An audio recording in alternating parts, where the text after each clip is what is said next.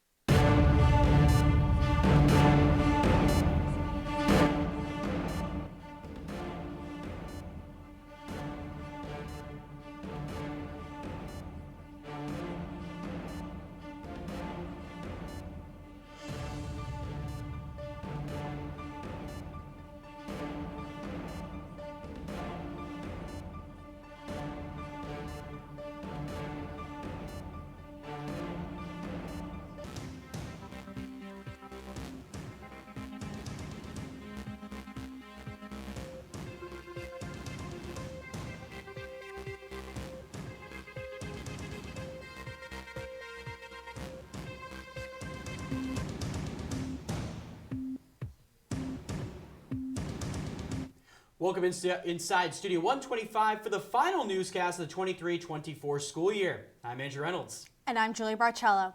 On Tuesday, Quinnipiac's Herald House on New Road saw some activity. According to the university rabbi, a pamphlet was thrown into the driveway. The context of that pamphlet had anti-Semitic comments and gestures. In a statement from the university, they said, quote, "Public safety is investigating a report that an unidentified motorist threw various items from their vehicle onto the driveway at the Peter C. Herald House on New Road just before noon Saturday. It was noon today, excuse me. This is still an active investigation. Sticking with Q30 News as we gather more information. This week, the Students for Justice in Palestine submitted an official proposal to the Office of Student Engagement to become an official organization on campus. From Connecticut to California, pro-Palestinian and pro-Hamas protests have taken America's From Connecticut to California, pro-Palestinian and pro-Hamas protests have taken America's college campuses by storm, roughly 7 months since Hamas killed 1,200 Israelis in a terrorist attack. The protests have been in response to the way Israel retaliated since they were attacked. Rena Judd, Quinnipiac's rabbi, says she and the Jewish community are hurt by all of the death and anger. People can only stand so much pain and torment, and I don't know how much longer people can withstand to feel this deep sadness. On the other hand, students at Quinnipiac have attempted to start an on-campus organization affiliated with the National Students for Justice in Palestine. Some students say they want to be able to advocate for what they say is the liberation of Palestine. Quinnipiac denied making the SJP a club at Quinnipiac, citing its controversial past. The rabbi worries, but is thankful that Quinnipiac hasn't had any dangerous organizations or protests find their way on campus. And you can see how dangerous they are. Bunch of crazy-ass, hungry people looking for nourishment in all the wrong places. Colleges at the center of these protests have been seriously impacted. 2 encampments of protesters have been cleared from Yale and New Haven, and more than 60 protesters were arrested. Similarly, at UConn, encampments were cleared by police and at least 25 protesters were arrested. Rabbi Rena feels that rowdy protests and the anti-Semitic behavior that has come with many of them only worsens tensions between Israel and Palestine. I don't think they're helping anything. I don't think they're healthy for individual development. In just the last day, anti-Semitic pamphlets were thrown in front of the Herald House for Jewish Life, a location on campus where Jewish classes and services are held. The situation is still under investigation. The rabbi said that Chief of Public Safety Tony Reyes and the rest of the public safety team have made sure that she and the rest of the Jewish community on campus feel more than safe. Reporting from Quinnipiac, Joe Monty, Q30 News. Thank you, Joe, for the update. And it is nearing the end of the year, which means housing closing information is out. All residence halls close on Saturday, May 11th at 10 a.m. While that is the final day to move out, the university requests that students move out within 24 hours of the student's last final exam. Students who do not have final exams and are not registered for summer housing must move out by Saturday, May 4th at 10 a.m. However, graduating students who will be participating in the commencement events must move out by 12 noon on the day after their ceremony. Late departure requests are still available on MyQ, but the deadline is this Sunday, May 5th. Walking across the quad, you will see champagne being popped left and right. A clear sign graduation is near. On your screen are the various graduations. Friday at May 10th at M&T Bank Arena at 1 p.m. Will be the School of Medicine commencement. Following that at 5 p.m. will be the School of Law commencement. On Saturday, May 11th, on the Mount Carmel Quad at 10 a.m. will be the School of Business and the School of Computing and Engineering, undergraduate and graduate commencement. That day at 3 p.m., the School of Health and Science undergraduate and graduate commencements. And on Sunday, on the Mount Carmel Quad at 10 a.m., the College of Arts and Sciences and the School of Communications undergraduate and graduate commencements will cap off graduation. And then later at 3 p.m., the School of Education and the School of Nursing and graduate commencements will take place. Members of the class of 2024 have been invited to celebrate graduation later this month. The 2024 class toast will take place next Monday, May 6th at the Alumni House Gardens off Hogan Road, starting at 5 p.m. The Alumni House will be open to explore, and a free glass of champagne will be provided to each graduate who is over 21. Those below the legal age will be able to receive a non-alcoholic option. This event was rescheduled from its original date on April 24th. Graduates, be sure to RSVP via the link in your emails. The psychology department is introducing 2 new one-credit asynchronous skill-building courses this fall. One session discussing applied data skills using R&R Studios is from August 26th through October 12th. The second will be discussing psychological principles of data visualization, which will go from October 21st through December 14th. These pass-fail courses require no previous experience and are a good opportunity to learn more. In addition to those, the School of Communications announced 2 new social media-focused opportunities within the Department of Advertising and Public Relations. Students can now get a minor in social media strategy or social media strategist certificate. Required courses include a multiple social media classes and public relations courses. All courses will be available starting this summer and fall. Students with questions should contact the chair of the Public Relations Department. Another course coming to the university is from M&T Bank Center for Innovation and Entrepreneurship. The QU Launchpad Accelerator program will run from May 20th to June 7th, meeting Monday, Wednesday, and Fridays, starting at 12 p.m. This program will help student teams launch their product, invention, game, service, or other business into the marketplace. Students may join in person or via Zoom. To register, you may use this QR code. And now, nearing the first break of the night, stick with us for all you need to know around the nation and in D.C. And we have how a community honored a local longtime anchor in a fight for rare diseases. But first, Ryan Raggio is in studio to give us an update on the weather. And, I've been hearing there's warm weather as it's coming to the springtime, but you never know. It's finals next week. I'd love to go outside and kind of de-stress just for those. Ryan, do you have an update for us? That I do, Andrew. How's everything going? But I will give you a little bit of the bad news to start. The sun was out today, the high is 71. It peaked a little bit. However, we're going to see some cloud cover for Thursday and Friday. The high will still be a little warm, except you're not going to see much sun. I'll get into the good news as we head to this commercial break.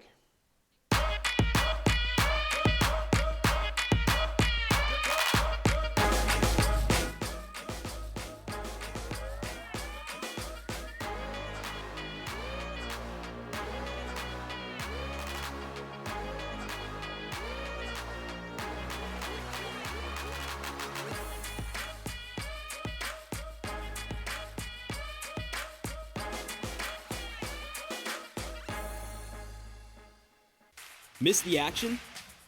We've got you. Every team, every game.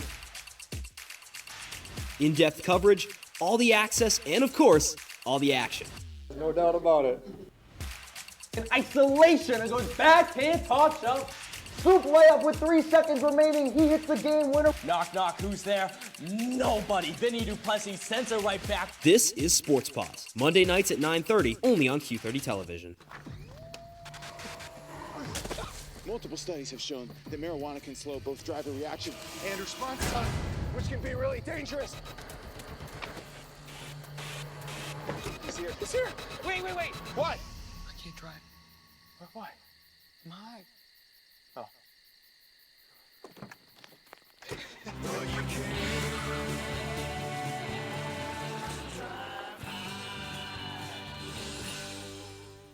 Thanks for sticking with us. The Quinnipiac University poll was just released this past week, which included top issues facing the nation, which are election and abortion rights. In relation to the upcoming presidential election, both Joe Biden and Donald Trump are deadlocked, splitting 46% of the vote each, with 8% decided or choosing not to vote. And 92% of Democrats support Biden, while 90% of Republicans support Trump, and independents are split, with 44% supporting Biden and 42% supporting Trump.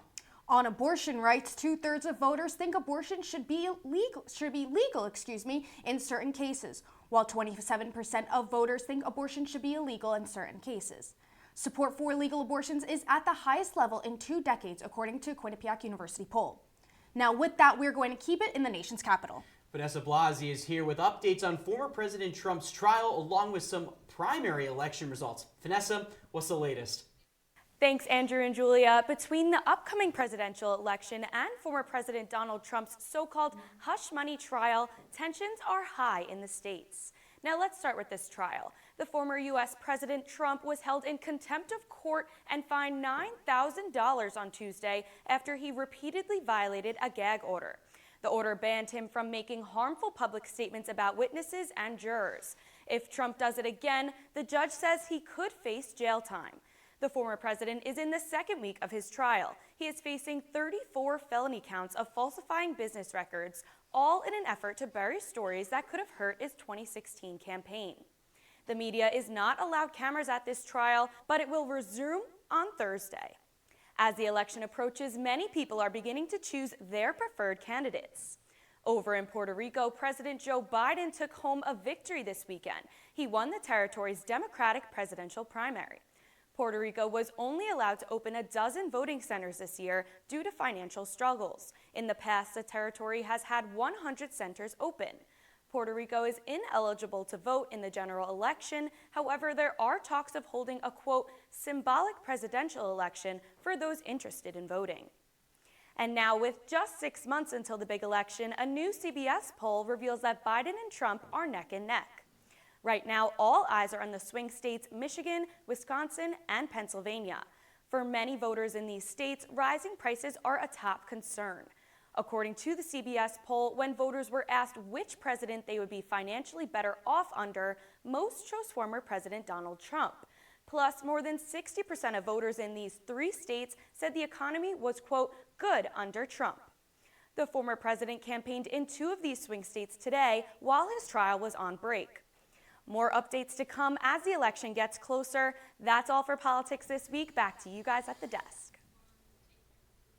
Thanks, Vanessa. On April 28th, the Walk to Fight Rare Diseases was held in remembrance of Denise DeScenzo, a longtime anchor at Channel 3.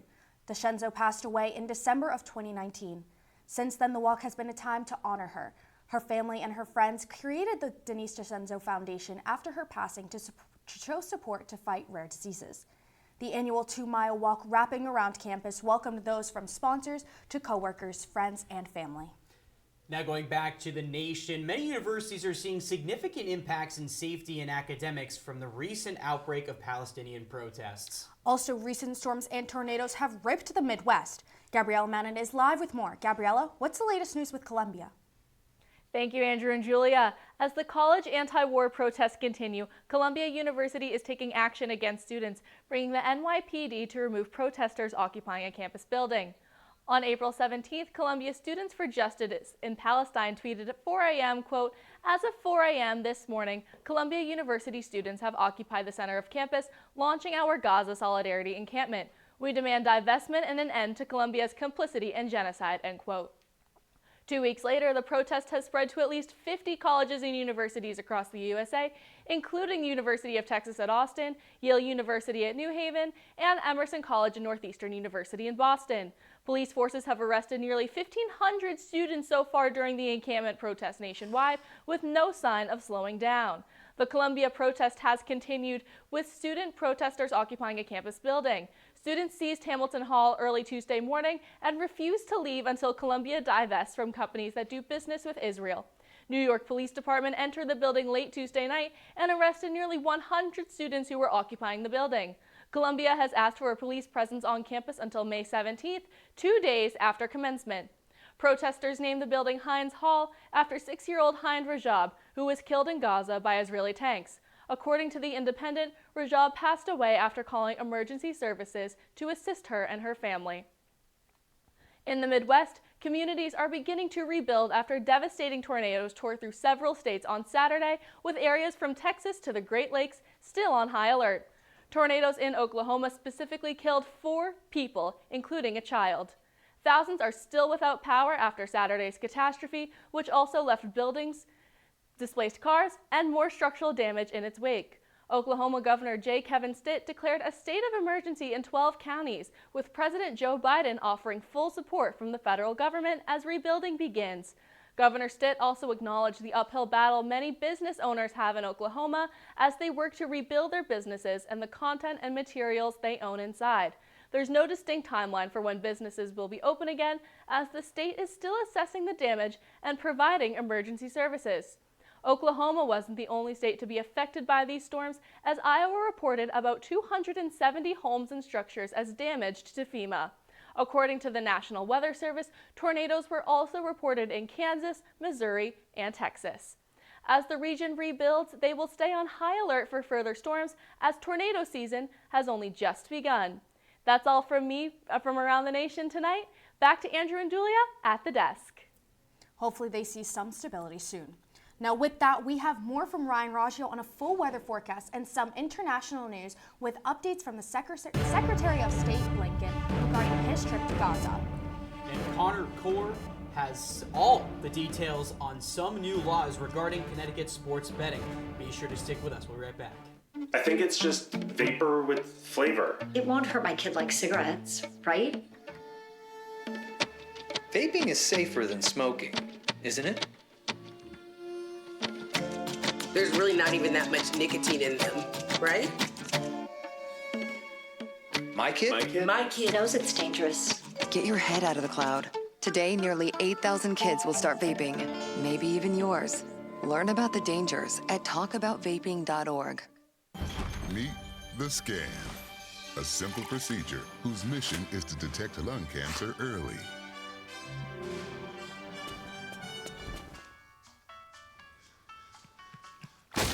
I'm here to save you.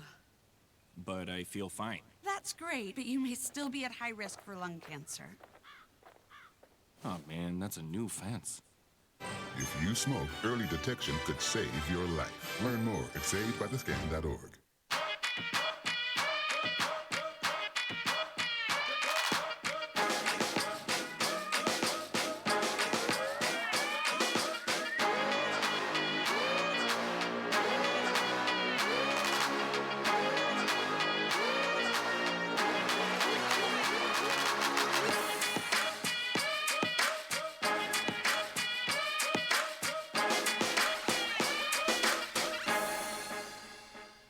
Welcome back. Hopefully we will also come back with some sun tomorrow.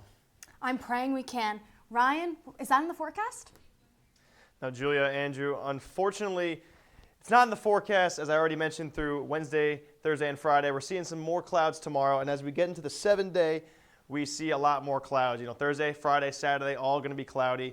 Temperatures, I mean, tomorrow it'll still be warm, And however, it's dipping down into the mid-60s Friday and Saturday. And Sunday will be a great day for some studying, catching up on any work you need to do, as it's going to be showers all day, and it's dipping even further down into the 50s. However, I did mention we had some good news, and Monday and Tuesday, the sun's coming back out. The temperature's jumping back into the mid-70s. As you can see, 75 degrees on Monday and 77 on Tuesday. Lows are staying about high 40s, even low 50s. Now let's jump in around Connecticut, because as you can see in Torrington and Danbury and Stamford, we're sticking with the west right now, all in the mid-70s. However, Stamford reaching almost 80 degrees, not quite there yet. 79 degrees is the high, low is all right near 50. Let's head to Hartford and New Haven. About the same, about the high 70s in Hartford, low 70s for New Haven. Lows are pretty much the same, 48. Now let's head to the east side, Norwich and New London. We're seeing 71, the lowest high of the day. Around Connecticut, 65 degrees in New London, lows about the same, mid-40s. Now, we are going to get some sun at the end of the week. So back at the desk, I want to hear any plans for finals week. How are you guys doing with that? Yes, I'm hoping to just see some sun, really, more than anything. Yeah, I mean, me too. I mean, I'd love to, kind of go outside a little bit and, get ready for those final weeks of school, especially before I have to head back home. Yeah, thanks, Ryan. Now, the Student Programming Board held a clothing garage sale where they sold merchandise from events throughout the year. This was a good opportunity for students who missed an event to purchase old merchandise. The Department of Biological Sciences invites the student body to the Biological Science Student Poster Session. The event is on May 2nd from 1 to 4 p.m. in the BurtCon Court. Posters come from courses in biology, biomedical sciences, and environmental sciences, as well as the MCB graduate program. In addition, independent research projects by those programs are also highlighted through the poster presentations showing student research conducted under mentorship of QU faculty. Students have many thanks to give to the facility workers who keep Quinnipiac clean. The Community Action Project held an event where students were able to make care packages and write thank you cards for the facility workers. With movement across the nation, the world has been seeing some updates. Now, Dylan Summer has everything you need to know from Saudi Arabia to Turks and Caicos. Dylan, I hear the Secretary of State Blinken is making a trip this week. What do we have? Thank you, Julie and Andrew. We start with the U.S. Secretary of State Antony Blinken arriving in Saudi Arabia for the Mideast Crisis Tour. Blinken is expected to hold new talks with Saudi Arabia's leadership on the potential of normalization of relations with Israel. Additionally, he will hold a wider meeting with counterparts from 5 Arab states, including Qatar, Egypt, Saudi Arabia, United Arab Emirates, and Jordan, to further discuss the governance of the Gaza Strip after the war.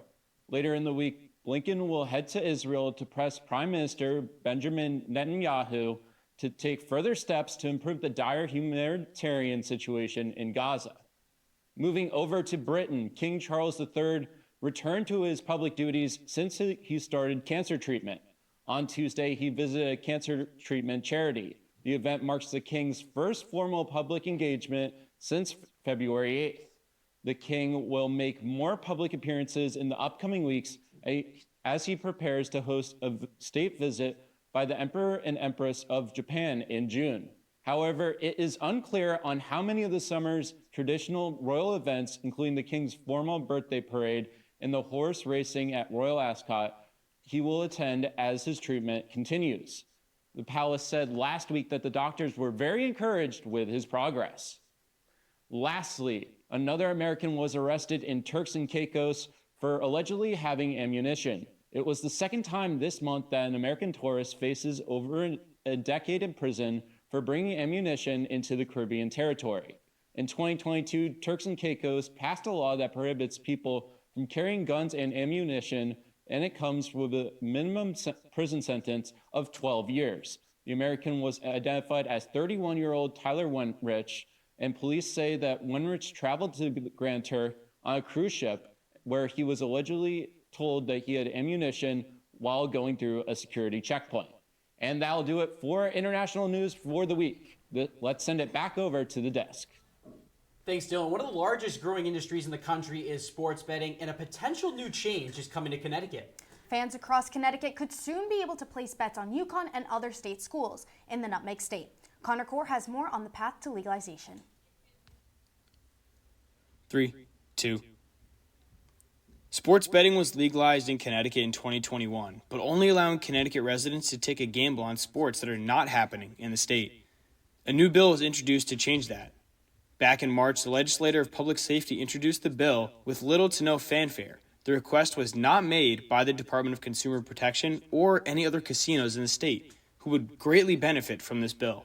One of the biggest changes is going to be what the market drives. Much of this has to do with daily sports gambling apps like FanDuel, DraftKings, and many others. 12 years ago or so, when the notion of sports gambling became a thing, it was rejected offhand by all the major sports, all the major companies, advertisers, etc.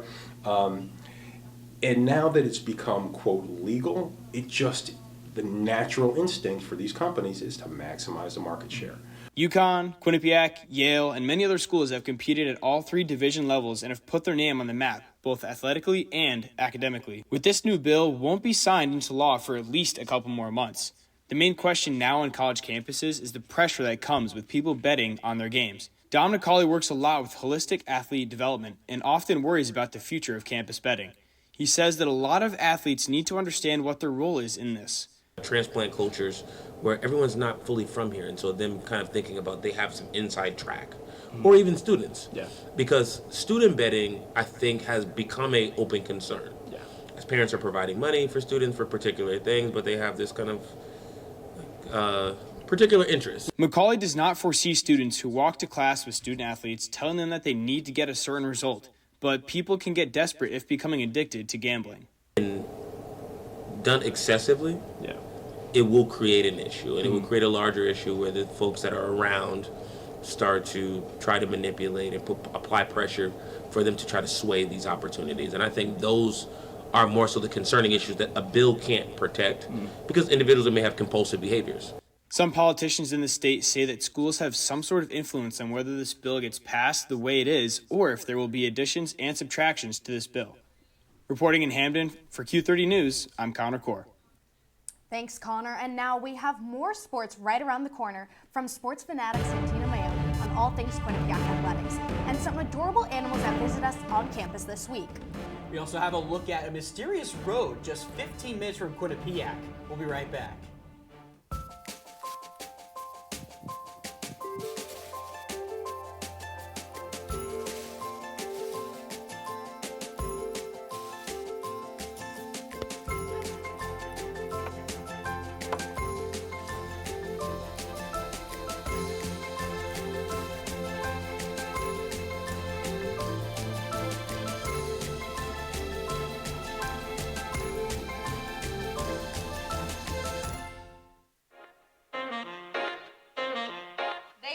Going to win. Yes, they are. They're going to win in Placid. When's the last time they won? Do you like debating sports with your friends? Just because it was in 2016 doesn't mean they can't win it this season. That's a long time ago. They're not. And all things Quinnipiac athletics. And after that, then they're going to win at the NCAA tournament. No, they are. Yes, they are. Then Bobcat Breakdown is the place for you. Tune in every Tuesday at 9:30 p.m. Online at q30tv.com/watch. We're the home for all things sports debate.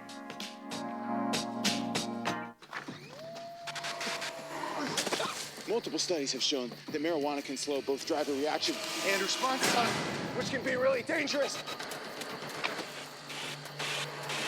It's here. It's here. Wait. What? I can't drive. What? My. Oh.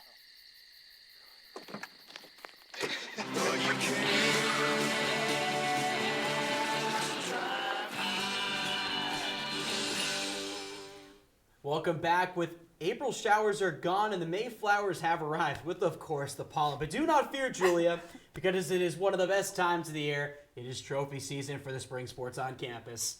Quinnipiac teams across campus have already started their journey in collecting some postseason hardware in the MAC, NCAA, and other national tournaments. With an update on how the Quinnipiac teams on campus are doing at their goals, Santino Mayoni is in studio to break it all down for us. Santino?